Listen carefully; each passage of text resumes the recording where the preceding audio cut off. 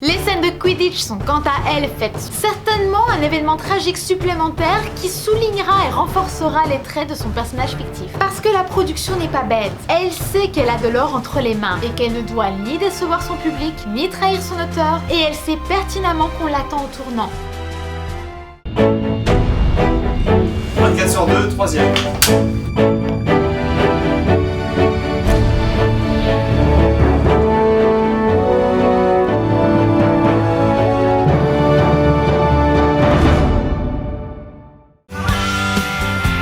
Je sais combien d'entre vous sont calés sur le sujet, et inutile de vous dire qu'il ne va pas être possible de passer en revue tout ce qu'il y a à dire sur le film, mais peut-être que vous allez en apprendre dessus, ou pas. Non mais je te jure, les fans d'Harry Potter, c'est des vraies encyclopédies sur pattes, c'est abusé. Dois-je vraiment vous rappeler que l'histoire d'Harry Potter est inspirée de livres ? Et si son histoire est mondialement connue, celle de son écrivaine Joanne Rowling n'en est pas moins célèbre. Tout comme son personnage principal, elle a connu un beau tournant dans sa vie. Alors âgée de 25 ans, c'est durant un trajet en train que l'écrivaine imagine l'histoire d'un petit garçon qui fréquente une école de magie. Et tandis qu'elle commence les ébauches de son livre, elle perd sa mère atteinte de la sclérose en plaques à la même époque. La perte est douloureuse et l'affecte particulièrement, ce qui jouera un rôle certain dans la situation familiale et l'état émotionnel de son personnage. Plus tard, Joanne Rowling se mariera avec un journaliste portugais de qui elle subira des violences domestiques. Certainement un événement tragique supplémentaire qui renforcera les traits de son personnage fictif. Nous sommes maintenant en 1995, et Rowling a terminé son roman. Elle décide d'envoyer les 3 premiers chapitres à une petite agence littéraire nommée Christopher Little, dont le nom lui semble familial. La chance semble enfin lui sourire puisque l'agence lui demande d'envoyer l'entièreté de son livre et accepte de la représenter et de lui trouver un éditeur. Mais la chance ne semble pas lui sourire très longtemps puisque tous les grands éditeurs anglais refusent de la publier. C'est alors que Christopher Little décide de changer de stratégie et de viser plus petit, une petite agence d'édition qui vient tout juste d'ouvrir une petite section pour enfants.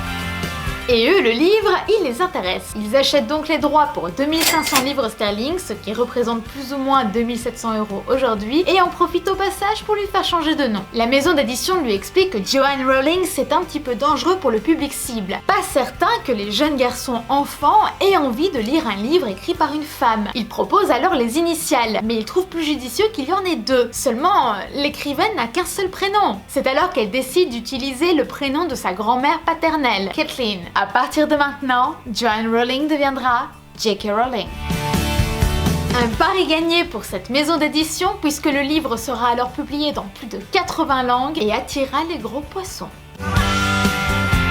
Avec le succès mondial de son livre, les propositions d'adaptation cinéma ne se font pas attendre. Mais si l'écrivaine est ravie du succès de son livre, elle n'est pas certaine de vouloir l'adapter au cinéma. Ses personnages sont très importants pour elle, et elle refuse que n'importe qui mette la main dessus et en fasse n'importe quoi. C'est alors que Warner Bros entre en action. Ils lui promettent que si elle accepte de leur vendre les droits, ils respecteront et ses propositions et ses demandes. Et ce n'est pas tombé dans l'oreille d'une sourde, croyez-moi. Ainsi, Rowling commence à rédiger quelques demandes. Premièrement, le film doit se tourner en Angleterre. Deuxièmement, tous les acteurs doivent être britanniques. Troisièmement, elle a un droit de regard sur tous les personnages et leurs histoires. Quatrièmement, elle a un droit de regard sur le film. Et enfin, elle demande à ce que Coca-Cola, le grand gagnant des produits dérivés marketing du film, fasse un don de 18 millions de dollars à l'œuvre caritative Lire, c'est fondamental, ainsi qu'à d'autres œuvres caritatives. Après s'être mis d'accord, contractuellement parlant, sur tous les aspects et les demandes de l'écrivaine, c'est ainsi qu'en 1998, J.K. Rowling accepte de céder tous les droits de ses 4 livres pour la somme de plus ou moins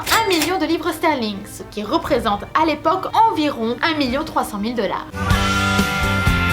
Maintenant que les droits sont acquis, il n'y a plus qu'à mettre la machine en route. Mais qui réalisera le film le plus lucratif de l'année? Qui seront les enfants qui tiendront les rôles principaux des personnages qui sont les plus et seront les plus adulés? Qui mettra en scénario le livre certainement le plus lu par toute la jeunesse? Parce que la production n'est pas bête. Elle sait qu'elle a de l'or entre les mains et qu'elle ne doit ni décevoir son public, ni trahir son auteur, et elle sait pertinemment qu'on l'attend au tournant. Vous la sentez la pression là? Et puis, hormis tout ça, il y a un point non négligeable également. Warner Bros possède les droits sur les 4 premiers livres et ils savent que les prochains suivront. Et comment adapter cinématographiquement tous ces livres sans que ça ne leur coûte des sommes absolument folles? La production a conscience qu'il y aura énormément d'acteurs à engager, des figurants, une équipe technique, des décors à créer, des effets spéciaux, et tout ça, ça coûte de l'argent. Autre petit facteur problématique, l'âge des enfants. Si on ne peut pas toujours décider lorsqu'on peut produire un film, on ne peut clairement pas contrôler l'âge d'un enfant. Et on ne peut pas se permettre de tourner le film 1 alors que les enfants ont 11 ans et tourner le deuxième alors qu'ils en ont 14. C'est alors que Warner Bros arrive avec sa première idée. Et si on faisait un film animé? Ça réglerait quand même beaucoup de problèmes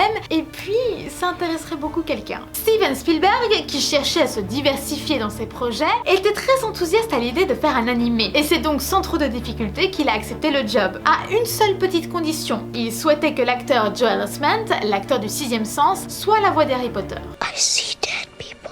Tout semble rentrer dans l'ordre tranquillement, sauf que J.K. Rowling, elle est pas tout à fait d'accord. 1. D'en faire un animé, et 2. Que les 4 livres soient faits en un seul film. Et puisque finalement le contrat l'oblige, eh bien Warner Bros est forcé de l'écouter. There was nothing else in our minds except making a great film. Harry Potter se fera donc en fiction et chaque livre aura son film, à la condition que chaque film se fasse l'un après l'autre afin de respecter l'âge des enfants. Suite à cette nouvelle, Spielberg abandonne le projet et se lance dans son nouveau film Intelligence Artificielle. Mais il n'est pas tardé à être remplacé. Des dizaines de réalisateurs se bousculent déjà au portillon pour le remplacer. De son côté, la production réfléchit aux dates. Quand tourner le film? Quand sortir le film? L'idée est simple, ils souhaitent sortir le film le 4 juillet. Non seulement c'est la fête nationale, mais surtout c'est la période de vacances scolaires d'été, soit la meilleure période pour faire des entrées au cinéma.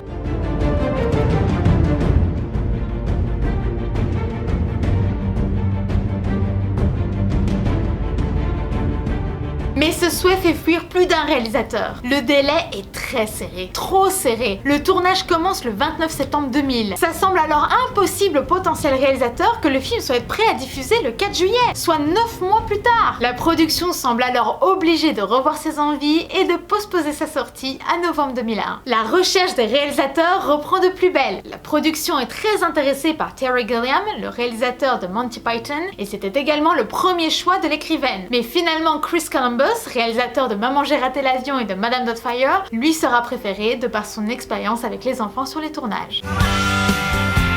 Il est évident que le choix des acteurs était crucial. Ils allaient porter la réputation du film à eux tout seuls et être engagés pendant des années. Autant se dire qu'il ne fallait pas se louper. Le réalisateur, l'écrivaine et la directrice de casting se mettent à la recherche du Saint Graal. Harry Potter, Hermione Granger et Ron Weasley. Si Chris Columbus souhaitait que Liam Aiken ait le premier rôle, cette proposition a directement été refusée, l'acteur n'étant pas anglais. Des milliers de petits garçons ont passé les castings pour le rôle d'Harry Potter, mais le réalisateur était vraiment extrêmement compliqué à séduire. Tellement difficile qu'il en fait même fuir sa directrice de casting, Suzy Fix, qui finit par abandonner le projet, excédé par le nombre de castings effectués non concluants. J.K. Rowling, quant à elle, n'a pas non plus de coup de cœur. Un jour, Columbus tombe sur la diffusion du film David Copperfield sur la BBC, et c'est le coup de foudre assuré. Il a trouvé son Harry Potter.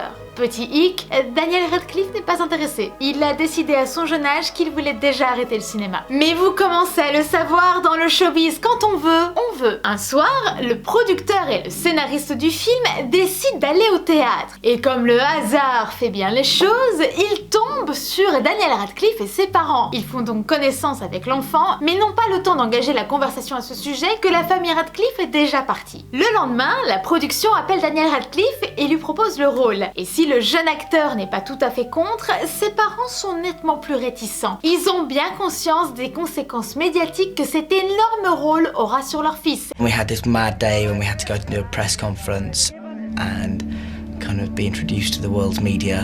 Il ne souhaite pas lui infliger ça. Une fois n'est pas coutume, la production trouve les mots justes et convainc Daniel et sa famille de venir au moins passer une audition. La production continue à chercher les co-stars de son film et ratisse les écoles à la recherche d'Hermione Granger. De son côté, Emma Watson entend parler du casting et se dit avec ses copines qu'il serait sympa d'y participer. Elle décide donc de se présenter et passera pas moins de 8 auditions. My name's Emma Watson. Okay, Emma, can you turn to the side?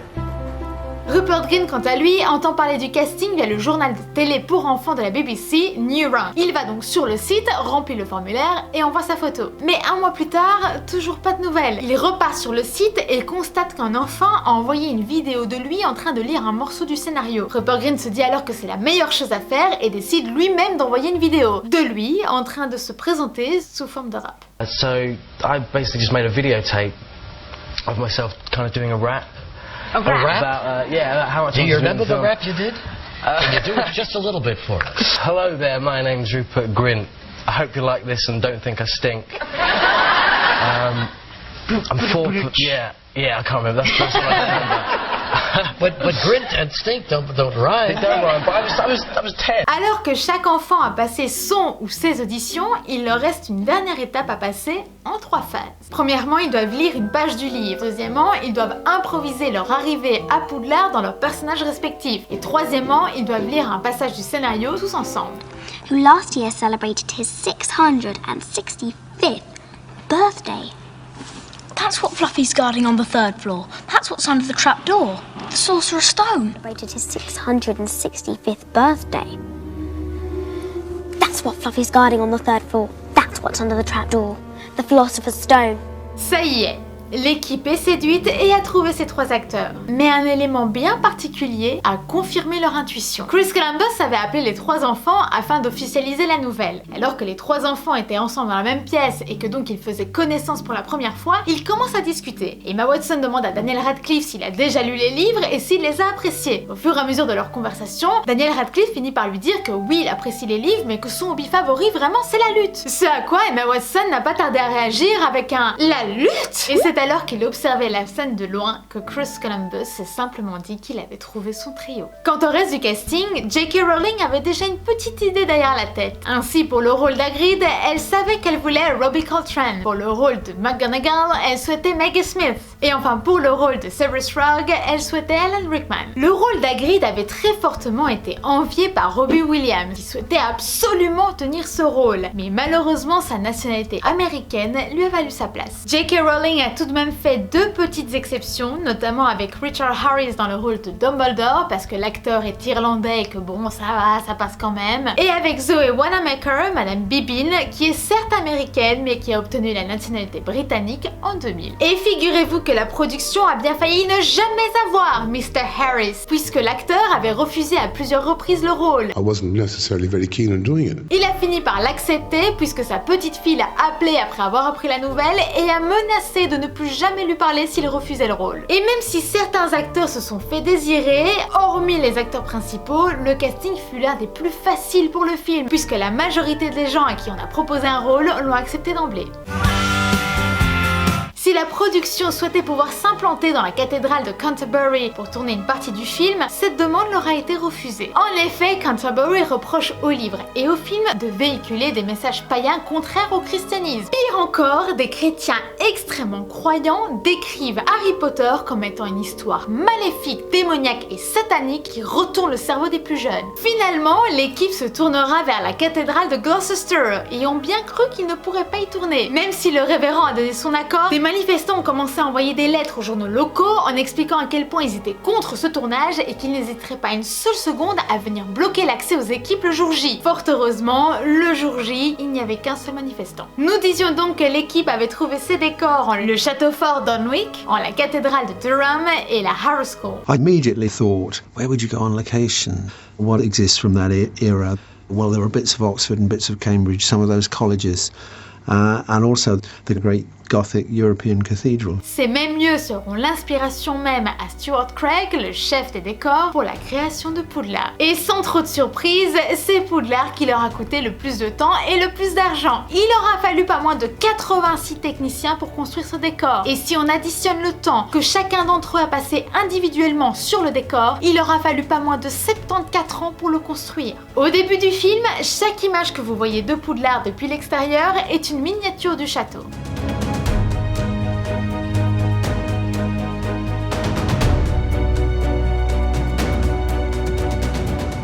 Si beaucoup de scènes du film ont été tournées dans des réels décors majestueux, une bonne partie du film a été directement tournée sur les plateaux de la Warner Bros. En Angleterre. Comme par exemple la maison de la famille peu recommandable d'Harry Potter. Rebuilt those houses here, exactly reproduced them. I think now there are 5 houses on either side of the street, but it's extended in a matte painting.